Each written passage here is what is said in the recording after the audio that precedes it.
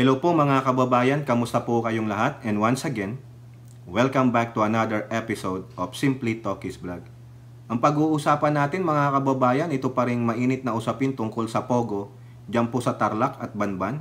At kasama po dyan si Mayor Alice Go kasi patuloy po the downward spiral of spiral downfall of embattled Mayor Alice Go. Talagang baon na po. Mahirap mo na tong yung pasubalian mga kababayan, no? Grabe itong mga natagpuan nila. Ang dami ko pong nakuwang article, pag-uusapan po natin itong mga kababayan, no? Kaya just hang on, pero hindi naman po natin lahat babasahin ang mga nilalaman ng article. We'll just gonna give you probably the headlines and some of the quotations na lang. Okay? So eto po, uunahin natin mga kababayan itong tagumpay ng Pilipinas sa wakas, no? Hindi na po makakapagyabang ang isang abogado na high profile abogado. Ano po yung tinutukoy natin? Pero bago tayo magpatuloy, tayo po ay magbibigay pugay at pasalamat sa lahat ng ating channel members, followers, subscribers, nagla-like at nag-share ng ating videos, sa mga video replay, sa mga nag-share ng blessings, sa mga katuwang natin dyan sa video premiere at live stream. Shout out po lahat sa inyo. Yun lang, mabilisan lang. Tagumpay tayo mga kababayan. Tagumpay ang Marcos administration. Hindi makapagyayabang yung mayabang na abogado nito. Ang hawak nitong mga kliyente, mga high profile, mga allegedly. Allegedly di ba? Hangga't wala pang decision ng korte, they are presumed innocent until proven guilty in the court of law. GMA News, lahat po ng natin GMA News.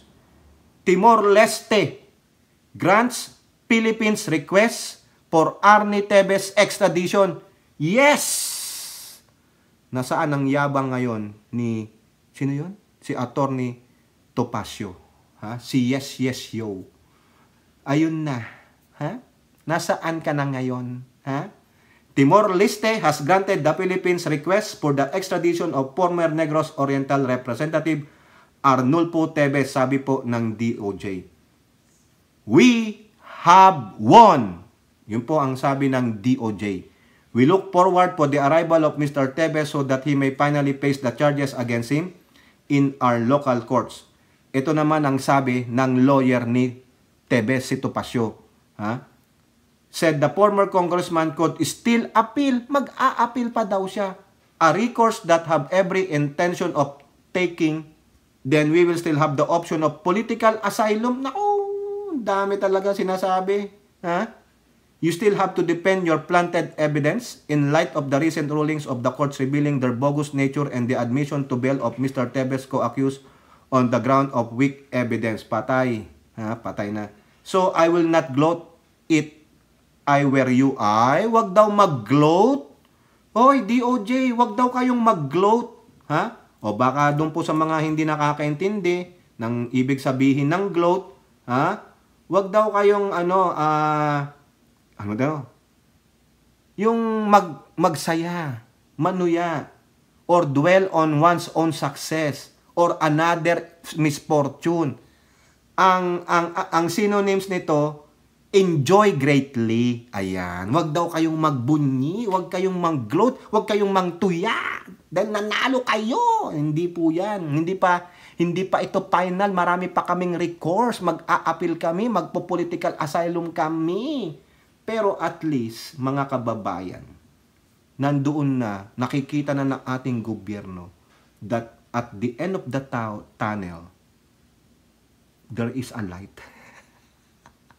Pero nga sabi doon sa moving, there's something about Mary. Don't go to the light. Di ba? Wag daw i-gloat. Kayo naman dyan, DOJ, wag kayong mag-gloat.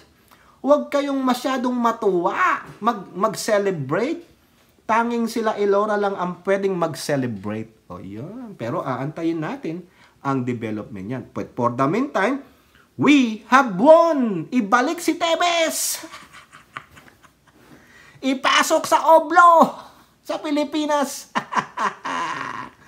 at tayo yung magbibigay ng donasyon ng sabon. Okay, labas tayo diyan kay Tebes. Yun lang po yung update kay Tibis. Okay? Punta na tayo dito sa investigasyon ng Pogo, no? Yung ginagawa nila Senator Hontiveros at Gatchalian. Ito po, may pina-attend sila na isa daw incorporator ng Pogo diyan sa Banban. Kasi taga-Tarlac ito, pero incorporator daw siya ng Pogo sa Banban. Ayan po sa GMA News. Tarlac woman surprises name ko incorporator in Banban Pogo. Na-surprise daw po siya. Ha? Paano nangyari yun? Nagpunta nga daw po siya sa opisina ni nag-reach out siya sa opisina ni Hontiveros na nagtataka siya. Siyempre, kinabahan siya. Bakit siya pinapapunta? Bakit ako ganito? Pinanonood ko po yun. Kumbaga ito po, ninakaw ang kanyang identity. Ha? Nalaman ko no lang po yung pangalan nung lumabas nung Friday night na kasama po ako sa list ng mga pinapasa na sa DOJ na. Which is sobrang takot ko po kasi wala po akong idea paano po ako nandoon. Yan po ang sabi ni Merly Joy Manalo Castro. Natakot siya, siyempre pinadalang kay. Huy, yari. Inantay ko po talaga. Pinanood ko hanggang gabi nung nilabas po sa balita yung mga kasali. Nabasa ko po ang pangalan ko. Nalaman ko na lang po kasi nung unang letter ninyo, tapos may sumunod po kasing letter from BIR. Closure daw po nung Hong Sheng and pumunta po ako sa BIR to inform them wala akong ipapasang papel kasi hindi po ako connected.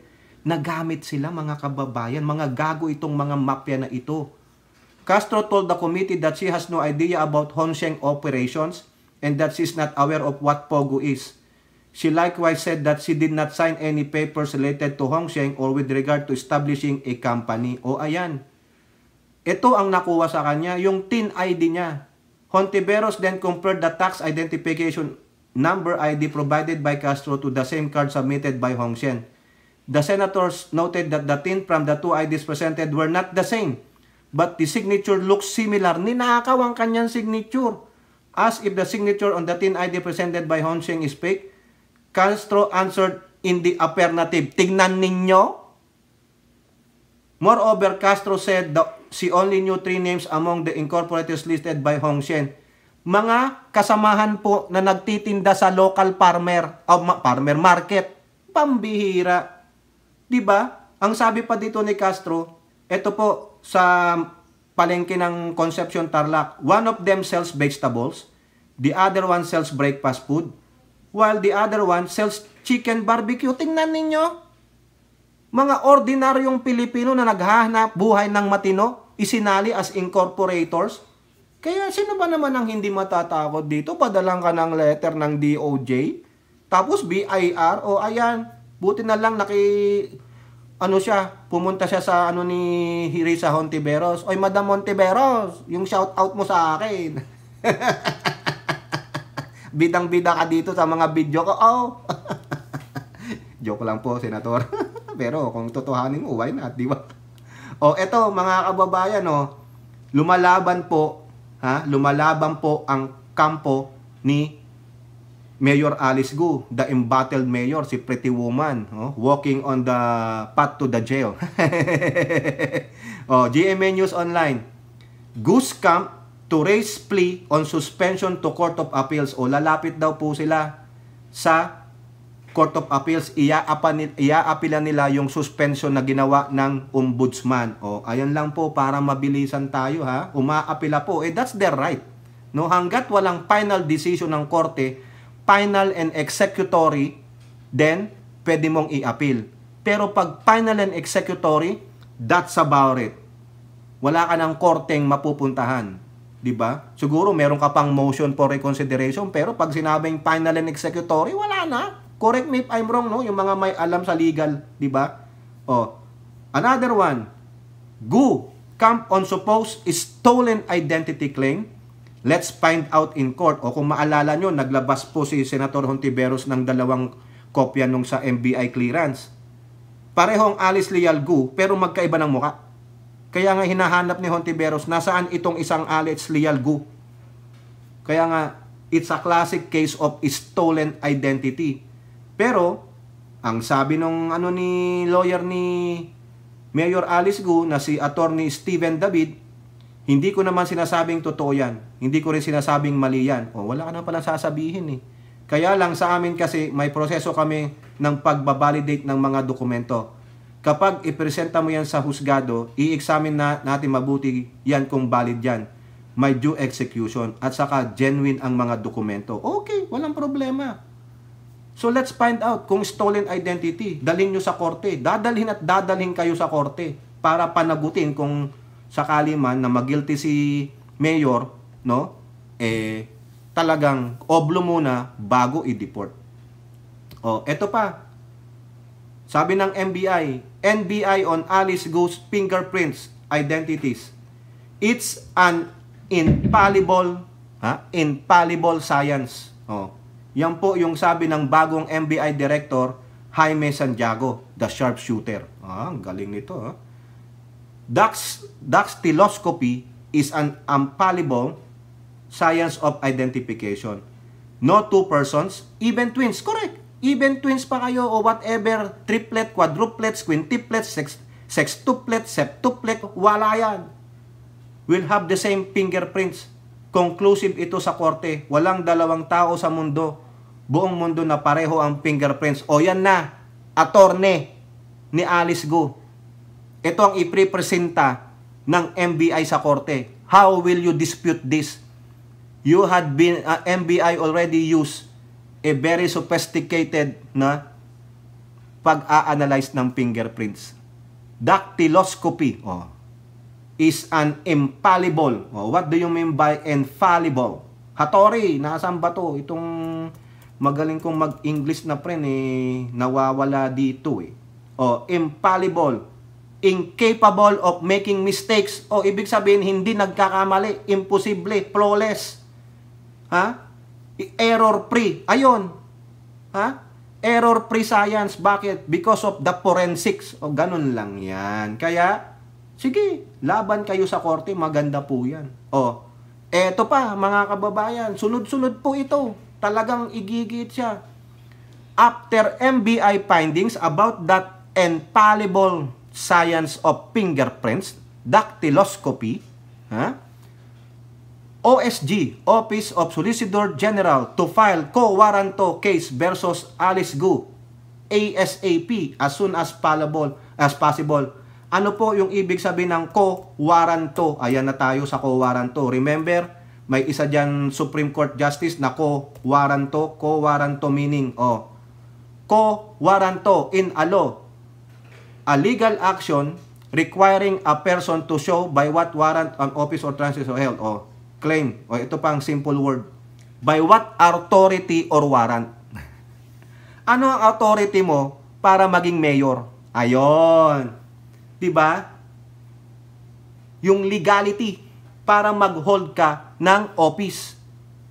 Diba? Yan, iko-co-warranto siya. Natatanggal po dyan si Sereno. Na-co-warranto siya. ASP pa, mga kababayan. The NBI's finding is the breakthrough that the OSG has been waiting for. It clears up many questions about the mayor's true identity, including her citizenship. It will surely expedite our legal action. Sabi po ni Solicitor General Menandro Guevara. Ayan na po. Co-warranto ASAP. What is your authority? Ayan, wala kang karapatan, patay ka, tanggal ka. Diba? Wala na. Therefore, pag tinanggal, hindi na siya mayor, di ka na magiging mayor. Bye-bye. Magkita na lang kayo sa korte. No?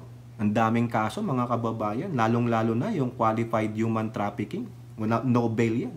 No? Ito po, last article natin, mga kababayan. Mabilisang update lang. No? Di na natin lahat babasahin ang nilalaman ng article kasi it is comprehensive na. Diyan sa mga title ng article at alam ko na panood nyo rin yung kabuuan nito. This is a 4 hours hearing. Tagal po niyan. Talagang nilabas lahat. At marami pa pong ilalabas, mga kababayan. No? Ito ang maling pagkakamali ni Mayor Alice Go. GMA News Online. Maraming salamat po, GMA News. Shout out. Anti-Money Laundering Council. Alice Gu wrote Wen Yilin Lial as Ma's name in bank account. Tanga. Nagkamali ka, nahuli ka. Di ba? Na paper trail ka.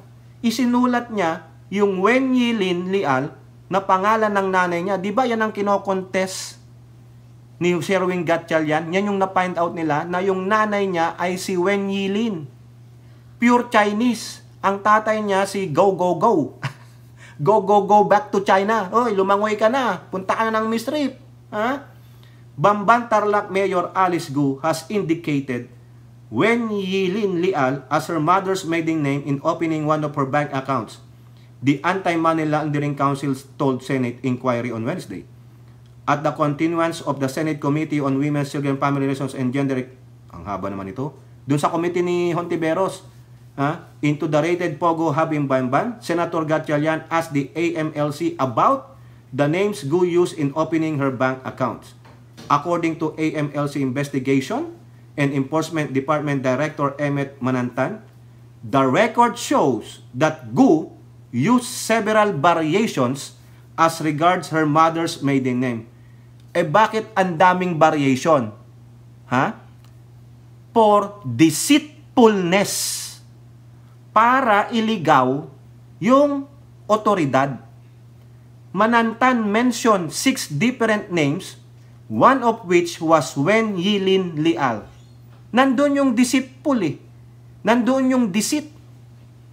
Gusto niyang itago. Pero nahuli po eh. Kahit na ano pang tago mo, yung baho na yan ay lalabas at lalabas. Hindi na po ito yung mga old times, no? Kailangan pang maging sophisticated ang ating mga otoridad, no? Opo, Senator, nakalagay po Wen Yilin Lial, o sabi ni Manantan. This prompted Gatchalian to say that Gu voluntarily declared Wen Yilin as her mother even before the Senate investigation started. So in other words, nung binuksan niya yung account niya, voluntarily sinulat niya nang yung kanyang mother's maiden name is Wen Yilin, may Lial lang. Pero alam naman natin, Lial ay katsyang isip lang yan. Yung parang imagination, di ba? Voluntary, sinusulat niya ang nanay niya ay Wen Yilin, pareho din sa Board of Investment Documents. Correct? Oh, huling-huli. Di ba? Huling-huli ko ikaw, hindi makasigaw. Oh, wow. Ayan. Di ba? Kaya wala na. Hindi na kayo hindi na kayo lusot dito. Baon na baon po kayo. The documents, I don't think these are gawa-gawa. These are legit. Pero dapat para maging legit o authentic, dapat po may puncture hole. Di ba? Yan na po ang panuntunan ngayon ng authentic document.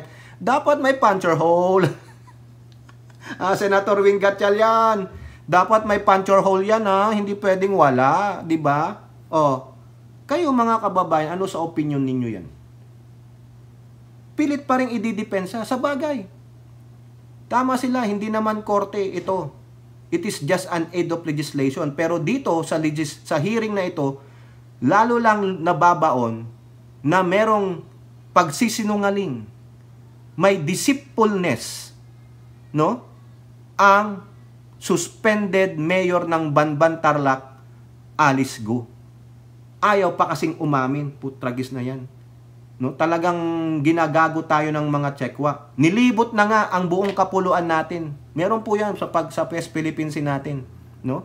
Nilibot na nga, minamanmanan na tayo hanggang diyan ba naman sa inland, sa mainland natin? Nandiyan pa rin sila, mga buwisit, no? Ay, nako. Anong moves, next move ninyo? Antay kayo, dadalhin talaga yan sa korte.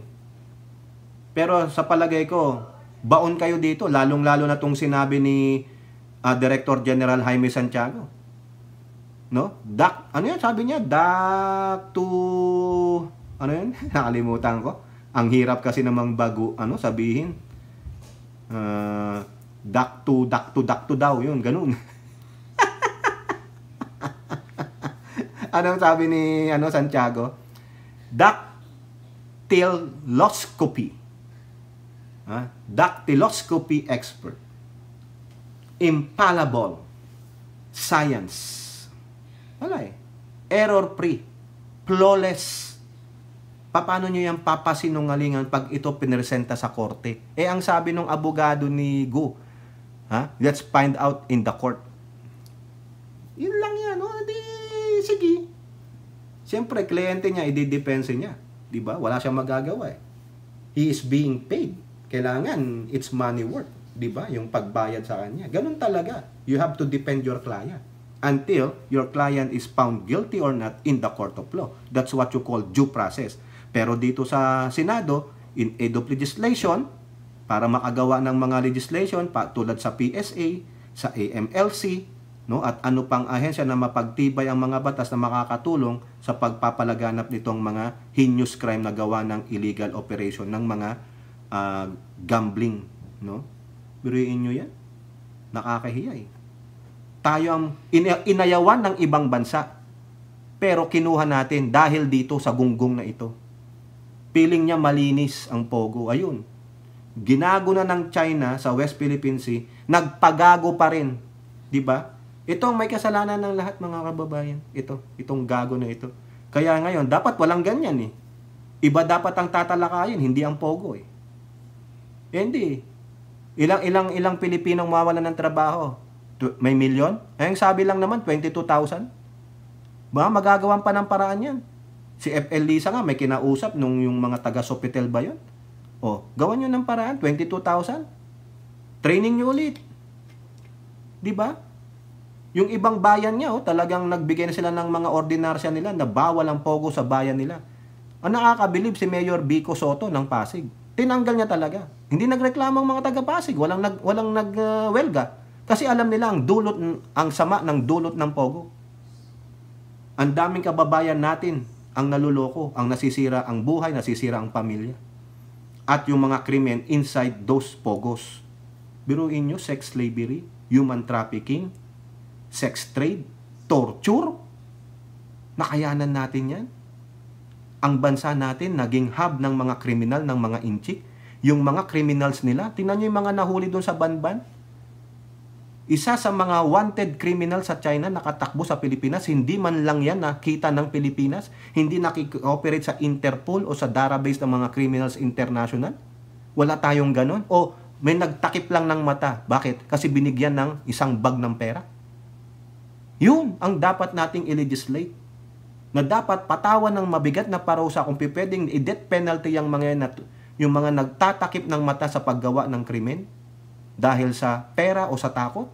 Yan ang dapat bigyan ng karapatang bitay. Ibalik nyo ang bitay. Hanggat walang bitay sa ating bansa, marami pa rin ang gagawa ng kalokohan. Kasi inaalaw natin, tama po si Congressman Acop. Because of what? Because of fear. Because what we think is that is good. Yung pangalawang reason. Di po ba? Tama, mali. Kala natin, turista yan, mag-generate ng income yan. Yung pala, yung turista, after a week, gumagawa na ng krimen. Mag-i-invest yan. Lalago ang economy. Hindi naman pala nag-i-invest, kundi nagtatrabaho sa Pogo. Mga kriminal sa bansang China. Dito tinatapon. Hindi natin sila nabibet, hindi nahihinto sa port of entry. Bakit? Kasi may mga nag-aalaw dahil nga sa ganito. O di ba? O kayo po, ano pong inyong masasabi? No, Mayor Alice Gu, I think totally checkmate ka na. Sa akin lang pong opinion Base po doon sa mga nabasa nating balita. Magalit ng kampo ni Mayor Alice Gu, pero based on the mga findings ng otoridad, on my opinion, you are checkmate. No? Pero karapatan niya pa rin bilang isang tao, meron naman tayong humanity, no? It's your privilege and right. Kung dito nga yung mga undesirable alien yung mga walang green cards, walang papel, pwede pa rin pumunta sa korte, makipagdemanda pa rin. 'Di ba? Pag nagawan sila ng mali, pwede ka pang maidemanda. Biruin mo, undesirable alien, ididemanda ang isang legal resident or isang US citizen because that's what the law is. They don't look at your status in life. They don't look what your citizenship, but it's your legal right pantay-pantay sa mata ng batas. Ganun yun. Pero sa aking opinion, checkmate ka dito sa Senado. Tingnan natin sa korte, no, kung ano ang mas matimbang, no? Ano ang didesisyonan ng korte based on the facts, based on those infallible science, based on the authenticity of the documents being presented, no, yung mga ebidensya. Yun, sana mayroong puncture hole. Kayo po, comment down below and don't forget to like and share. Hope to see you on our next videos. Bye-bye. God bless.